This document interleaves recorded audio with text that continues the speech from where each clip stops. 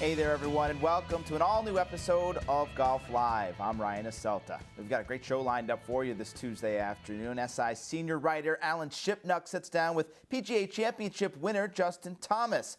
Plus, with football season just a week away, our Jessica Marksbury has a round with NFL Network host Rich Eisen. And Joe Passov is back with more travel tips to help you make your plans for this weekend's Dell Technologies Championship in Boston. But first, the FedEx Cup playoffs got off to a roaring start with the Northern Trust in New York this past weekend. Joining me now to talk playoffs and the impact of last weekend's event are Golf.com's Jeff Ritter and the executive director of the Bridge Golf Foundation in Harlem, Pharrell Evans. And guys, Dustin Johnson comes back from 5 shots down with 13 holes to go to beat Jordan Spieth in a playoff at the Northern Trust.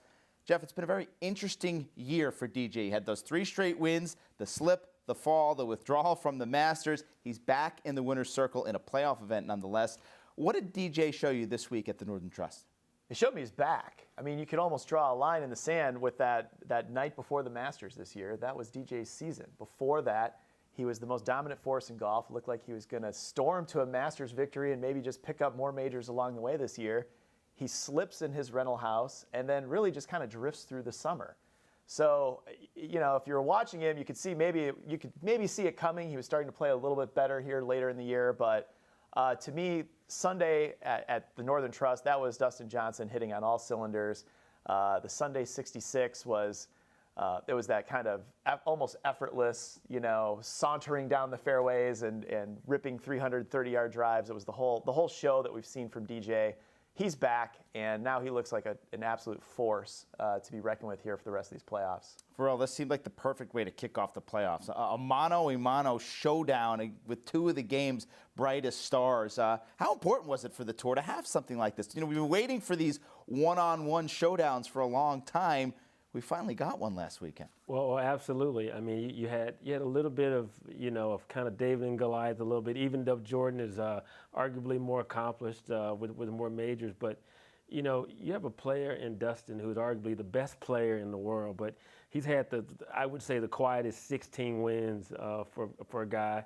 And Jordan right now is the marquee player, I think, on tour.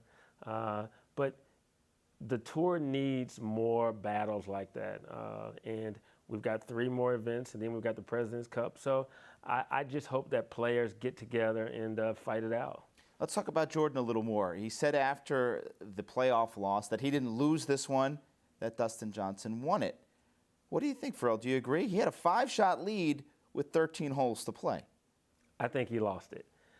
You know, he had that double. You know, he hits it in the water there on the par 3. A player of Jordan's caliber doesn't, on a Sunday afternoon, doesn't lose that tournament with 5 shots. It's not like Dustin had like 6 birdies, you know, and just stormed back. I mean, Jordan came back to the field. Yeah, Jeff, what do you think? I mean, we've seen 5-shot lead before for Jordan Spieth, obviously at the Masters with 9 to play, but he played the final 4 holes on his front 9 and 3 over par after grabbing that lead. Well, it was different than the Masters meltdown of 2 years ago. This wasn't anything like that. I do think there was maybe a little bit of both. I think Spieth, right when he had that 5-shot lead, the first thing he did was make a double bogey and open the door back for DJ. But I don't know. I mean, Dustin Johnson did go out and shoot a 66. I think the playoff, that 18th hole, if Dustin Johnson were to design a golf hole in his own for his own game, that's probably the golf hole that he would create for himself. So I think Spieth was a huge underdog going into the playoff when it got to that point. But yeah, Pharrell has a point. I mean, when a guy of Spieth's caliber is up 5 shots in the final round, he should close the deal. But DJ is a special talent and one of the top players in the game. And really, when it's all clicking, you can make a case that he is the top player in the game. So if anybody's going to run Spieth down in that scenario, it probably is a guy like DJ. Are you agreeing with guys like Ian Poulter and Kevin Kisner about that 18th hole? Some of them called it the worst hole on tour. I didn't think it was a bad golf hole, but it's certainly set up for Dustin Johnson over a guy like Jordan Spieth. Right. Yeah, all right, fair point. Well, DJ seems to have played himself back into the very intriguing Player of the Year debate. It seems to be a 3-horse race right now between Johnson, Jordan Spieth, and Justin Thomas. And when you look at the wins, the top 10s, the majors, Jeff, who's your Player of the Year right now, those 3? Right now, I would still lean Justin Thomas because he has the 4 wins in a major. He also has 2 of the most impressive single rounds of the year, the 59 at the Sony Open and then the 63 at the US Open. So you couple that, 4 wins, one of those wins being a major championship.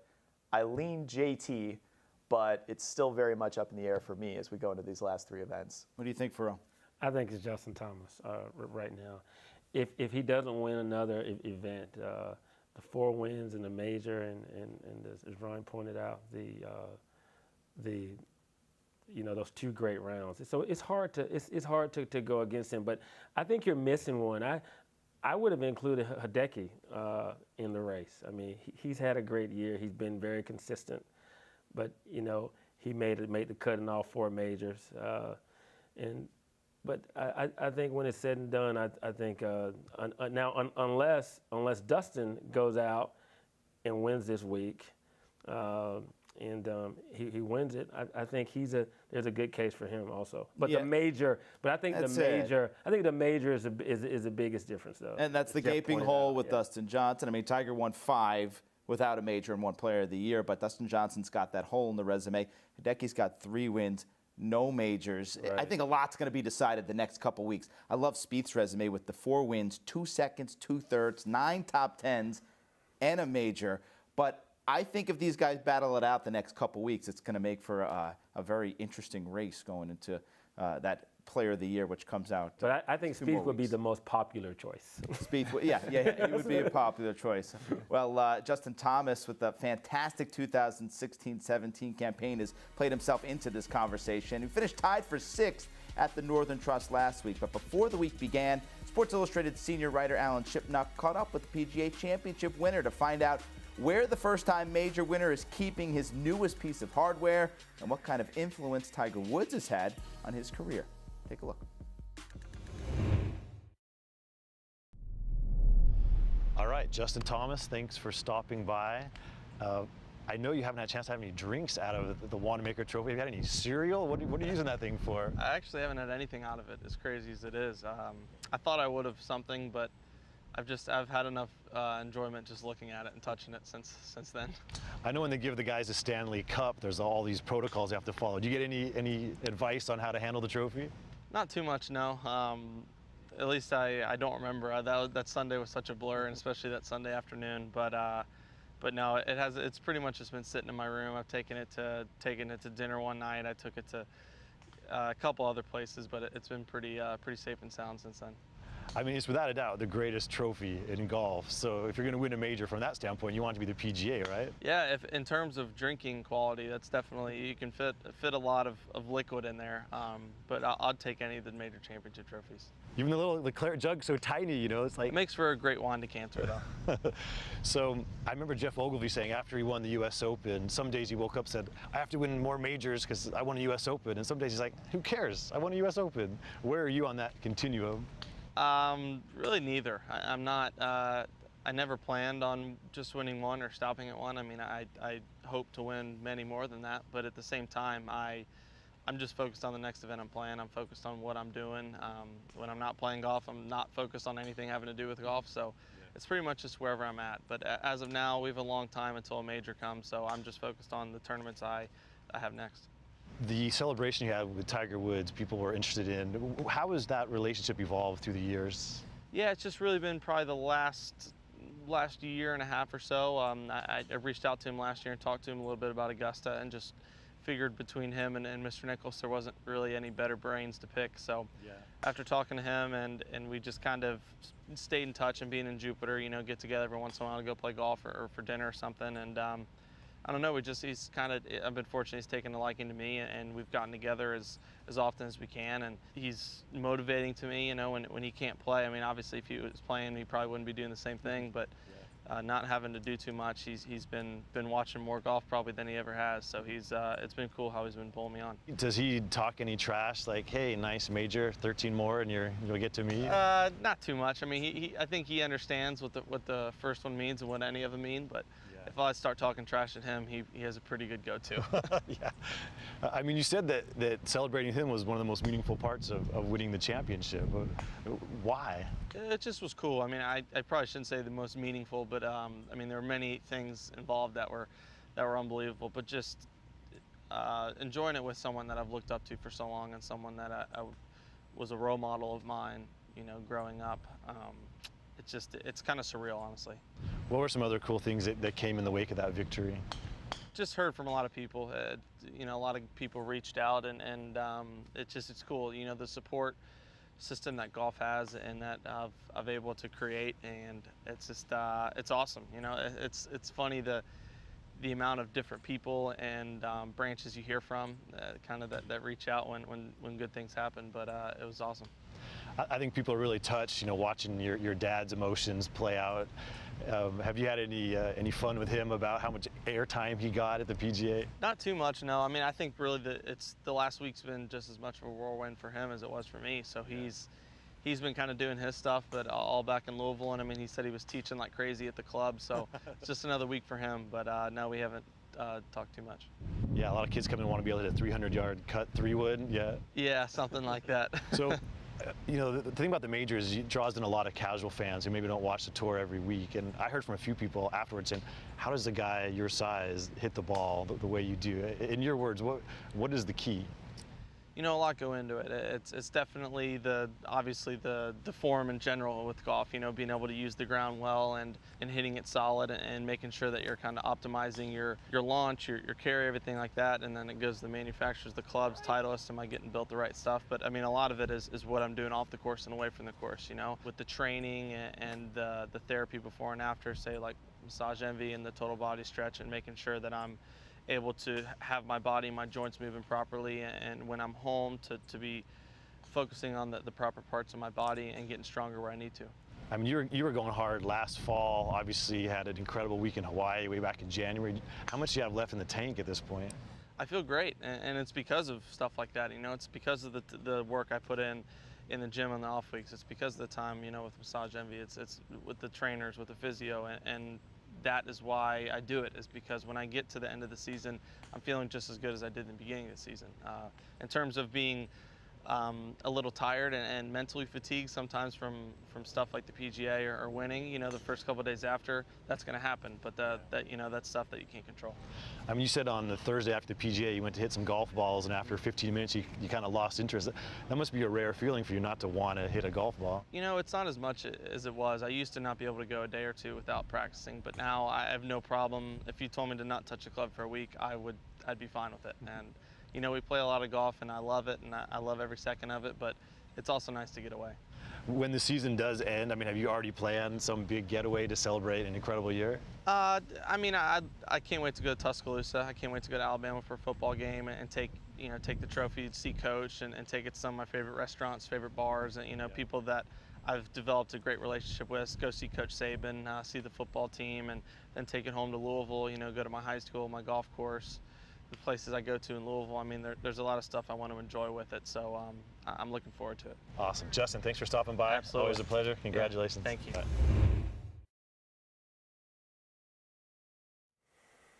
Justin Thomas, one of 100 golfers or so that'll tee it up at the second leg of the FedEx Cup playoffs this week. TPC Boston and the Dell Technologies Championship. New name, same golf course at the TPC, playing host to the event. Now, a year ago, Rory McIlroy began his run towards a FedEx Cup title with a win in Boston. Pharrell, when you look at this field, we're down to 100. I think we're actually a little less with a few withdrawals now. We're in the 90s going into this. When you look at the field, who should we keep an eye on this week in Boston? Well, I'm picking, who am I picking? I believe you were going to pick DJ, unless you wanted to change it. Right. But the guy I'm really watching is Harold Varner. He played himself into the top 125. He played himself in the field with the top 20 this past week. He's coming in. This is the furthest he's gotten into the playoffs. He has nothing to lose. So I like him. He's a sleeper. It's a long shot, but I think he'll be a player that hopefully I think we'll see coming down the stretch. And you like DJ repeating. Well, I mean, you have to. Here's a guy that this is a course that he can play, and the way his whole rapport on the golf course with his brother, he's just not stressing it. He's not thinking at all about tomorrow or yesterday. He's thinking about right now and about making birdies. And so you have to like a guy with that mentality. Yeah, and we know he's streaky, Jeff. DJ, he reeled off the 3 in a row earlier in the year. Maybe we're in the middle of another one of those runs. Who do you like this week up in Boston? I'm going somewhere between sleeper and favorite. I'm going in that vast middle ground of other guys who are very, very good and due for a win. I'm looking at Paul Casey this week. Casey should have won this tournament last year. He entered the final round with a 2-shot lead and got run down and run over by Rory McIlroy. But Paul Casey's had a nice summer. His 5th place last week, popped up at the PGA Championship, contended there for a while. He's a guy that I feel like flies under the radar this time of year, but he's also the rare player who seems to play well at the end of seasons. We see a lot of guys that peak early in the year. Throughout his career, Paul Casey tends to play well late in the summer. So I think he's due for a win.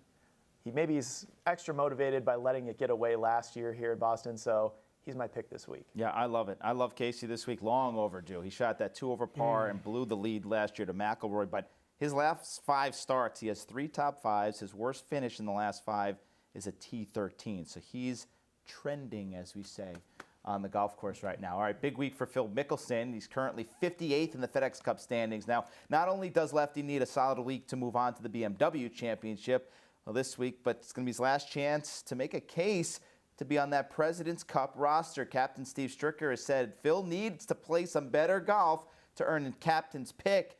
Jeff, Stricker's going to make the announcement next week. At this point, one more event to go. Does Mickelson deserve one of those captain's picks? Yes. I think Mickelson is on this team for a couple of reasons. One, we know that he gets the extra boost playing these team events. 2 years ago, President's Cup, he was once again a controversial captain's pick. He was even lower in the standings than he is now. He went 3-0 and won that week. He was the spiritual leader of the team. He was fun in the locker room. He had really one of his best team weeks ever coming in as a captain's pick. So I think the track record that he showed in these events, he's earned the benefit of the doubt to say to Stricker, I'm ready, use your pick on me. Or if Phil really is in a slump, I think Stricker has to trust him to tell him that, leave me off of this one. But I think Phil deserves the chance to make his own pick or call his own shot on this. I think he's on the team, and I think he'll be fine. And you just, use that second pick on another guy who's ascending or a younger guy. Give somebody else their first chance to play on a team. But Phil currently 17th in the standings. Pharrell, I'm going to read a list of names to you. Kevin Chappell, Brian Harmon, Jason Duffner, Gary Woodland, Brandt Snedeker. He's injured. Brendan Steele, Ryan Moore. Those are the guys ahead of Phil. Can you really pick 2 of those guys to be on this team instead of Phil Mickelson? Easily. Really? Easily. Not many of them are wetting my whistle here for Brian Harmon. I mean, look, Phil Mickelson has had a great career. When has he last missed a Ryder Cup or President's Cup team? It's time to move on. I think I could see if he was like 12 or 13. He hasn't been the same since he and Bone split. I think Phil, he can still play. He can still win majors. But should he be on this team? I don't think so. Let's not forget, though, the Ryder Cup last year. He was 2-0-1. That's just a year ago. Same type of Phil Mickelson. He's the all-time points leader in President's Cup history for the Americans. I think it's tough. I think one of those guys deserve it. And Harmon's had a great year. Don't want to take anything away from him. But when you've got Phil and the intangibles he brings off the course, his rapport with the younger guys, I think he's a key component to this team, guys. Let's make him a vice captain. That's Tiger Woods' job, isn't it, bro? The intangibles are tangible with Phil. Yeah, I think you got to take him. I think Brian Harmon would be my second pick, actually. I mean, I love the way he hung in there at the U.S. Open. He's got to win this year. I like Brian Harmon a lot for this team, but I would take Harmon and Phil together. Harmon and Phil. I like it. Jeff and Pharrell. I like that as well. Thanks, guys. Appreciate it. All right, we still got a lot more on tap this Tuesday afternoon. Coming up, Jessica Marksbury sits down with NFL Network host Rich Eisen. But first, with the PGA Tour heading to Boston, here's our own Joe Passov with some golf travel tips if you plan on teeing it up around the pros up in New England. Hello, I'm Travelin Joe Passov. This week on Tour Travel Tips, we journey to Boston, Massachusetts for the PGA Tour's Dell Technologies Championship. For your tee time, sink your pickaxe into granite links at Quarry Hills in suburban Quincy. Designed by John Sanford, who also co-authored the Trump Ferry Point course in New York, Granite Links is a 27-hole championship layout draped atop an old quarry. Brilliant white bunkers, granite outcroppings, and sensational views of the Boston skyline form the aesthetic appeal. For food, drink, and ambiance, public golf doesn't get much better. For your lodging, let's go with a classic, the Omni Parker House. A downtown Boston mainstay since 1855, this place oozes history, yet it sports all the contemporary accents and conveniences you could want. Parker's Restaurant is where Boston cream pie was invented, as well as the legendary Parker House dinner rolls. Boston offers so many strong dining options, from seafood to Italian to diet-busting bakeries, but if you have to pick just one, make it the Union Oyster House. Located on the Freedom Trail, 1 block from Faneuil Hall, Boston's oldest restaurant dates to 1826. You can belly up to the semicircular bar for oysters, or head upstairs to Booth 18, where JFK used to dine on lobster stew every Sunday. Fill up on a cup of clam chowder, a crock of oyster stew, and a plate of fresh scrod, and you'll turn instantly into a local. I'm Travelin Joe Passov. I'll see you down the road. Hi,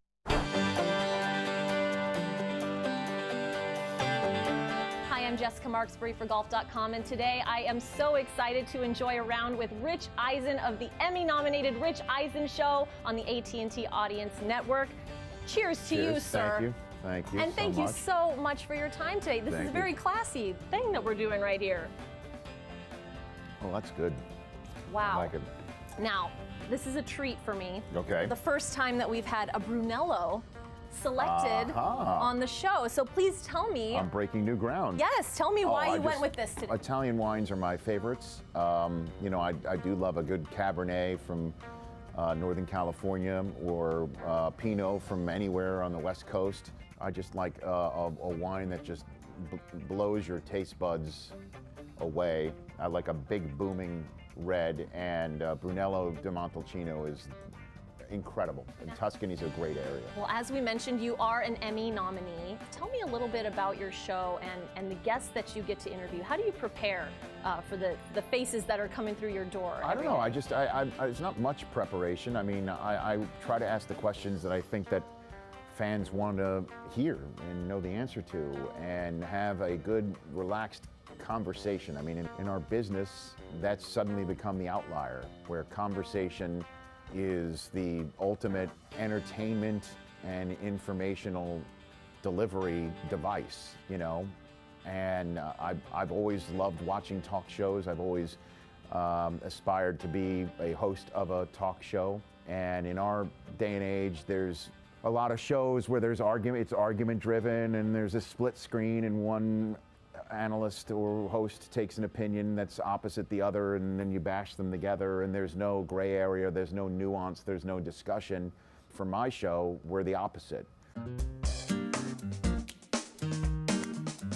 Well, you're a very avid golfer, which is exciting for me. Yes. I'm really looking forward to talking to you about some of the courses that you're playing, especially in the LA area. I know, given your profile, you probably get an invite to a lot of very exclusive rounds of golf, maybe some pro-am. So please tell us some good stories. Well, first thing, I think you just noticed that as soon as you mentioned the word golf, I started drinking.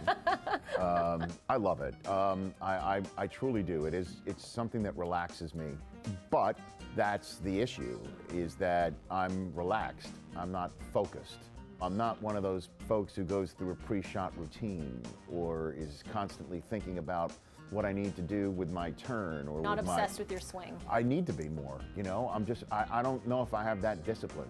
Well, and the great thing about the topic of golf is that it's a wonderful equalizer. Anyone that you have coming through the door, I would imagine, loves to talk about golf, whether they play themselves or if they just have an opinion on some of the pros that are playing. I want to ask you specifically about Matt Lauer, who came in recently, told the story about number 12 at Augusta. Well, he wouldn't say who, put 2 in the water and then had a hole in 1. He said that there was a very famous sports broadcaster who at Augusta put 2 in the water on a par 3, 2 in the water and then pegging up the 3rd shot, wondering after it went in the hole if he should get like his name on the plaque for having a hole-in-one. And to me, no, you shouldn't. That golf, as you call it, a great equalizer, it's also a great window into your soul, because you have to, once you put your number on the card, at one point look yourself in the mirror as to the number you put on that card. If you didn't shoot a 4 and you put a 4 down, to me that's a window into your soul. It really is, and I can't lie about my golf game. Like I said, I'm not terribly good. I'm sociable. I'm just too honest when it comes to it. Well, Rich, that's exactly why I'm against the whole viewer call-in thing with the rules. Yeah. Because you're totally right. It's up to me to call a penalty on myself, or in the situation you just mentioned, it's up to me to say, hey, Rich, those were OB stakes. Right. That wasn't a lateral hazard. I know. And plus, I'm glad that they're, removing the couch-ridden sleuths from having a role. Because to me, especially what happened at the Inspiration, right? Alexi. Right. What happened to her, it's just like, at what point was the statute of limitations supposed to run out on the caller? Like, is it just one day? Would it have been if there was a second day in between? Then you say, well, that's too long. There's got to be someone who's DVR'd majors from 10 years ago Yeah. that's going through Call the footage back. as we speak. Tiger's going to have to give back that green jacket. I'm sorry. I can't let you go without asking you one more question. Yes. Give me your golf bucket list item. Oh gosh. One thing that you've got to do, find the time to do. That's golf related. I'd love to play the road hole. I've been fortunate to play Pine Valley, but Augusta National would obviously be a great spot also. Did you find Pine Valley worthy of #1 ranking? I thought, to me, again, like I said, I haven't played Augusta.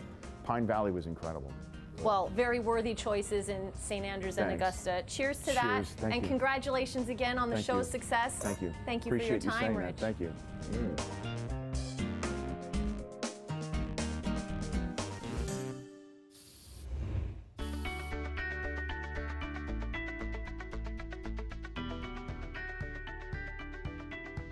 Golf's very, very cruel. Sometimes you play a golf course that has very deep bunkers, and you get this strange situation where the ball's outside the bunker, but my feet are inside the bunker. So what I've got to do here is find a way to get this club making decent contact with the ball, but it's very unusual. So a couple practice strokes are always in order here, trying to get a feel for where that club's going to hit the ground. As I walk in, I'm going to definitely have to grab onto the shaft with my right hand to shorten the club enough to make decent contact. I'm going to have to choke down a lot here because the ball's almost at waist high, so I'm almost down on the steel with my right hand, and whenever you're hitting these shots with the ball above your feet, it's going to go a lot more left than you think it is, so you want to aim well right of the hole. If I step in, I don't need to dig my feet in a lot, but I definitely want to have steady footing because I want to be pretty still when I'm hitting this.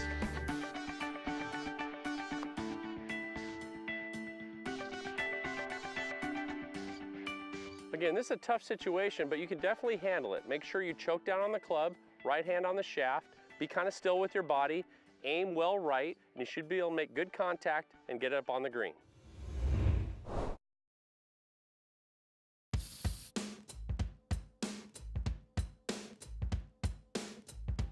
I started when I was 5.5 with my parents, and I just played my first tournament at the age of 7, and I loved it, so I just kept doing that, kept working hard, and now I'm on the LPGA, so it's good.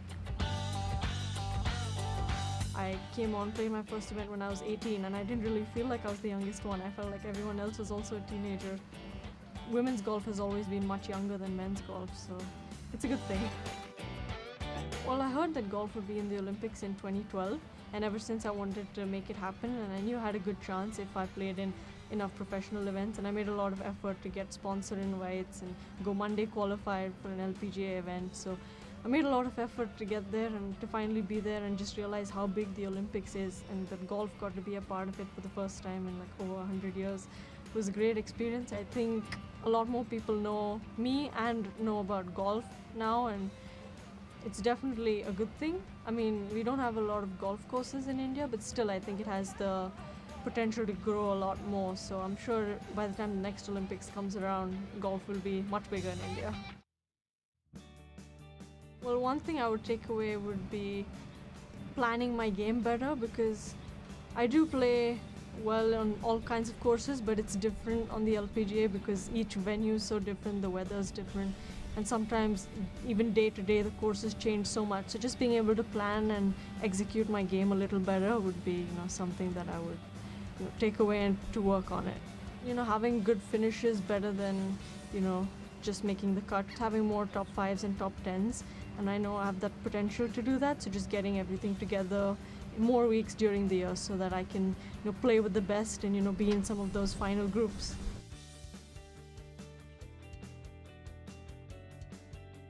All right, that's going to do it for this week's edition of Golf Live. We are off next week for the Labor Day holiday, but we will be back September 12th with a brand new episode.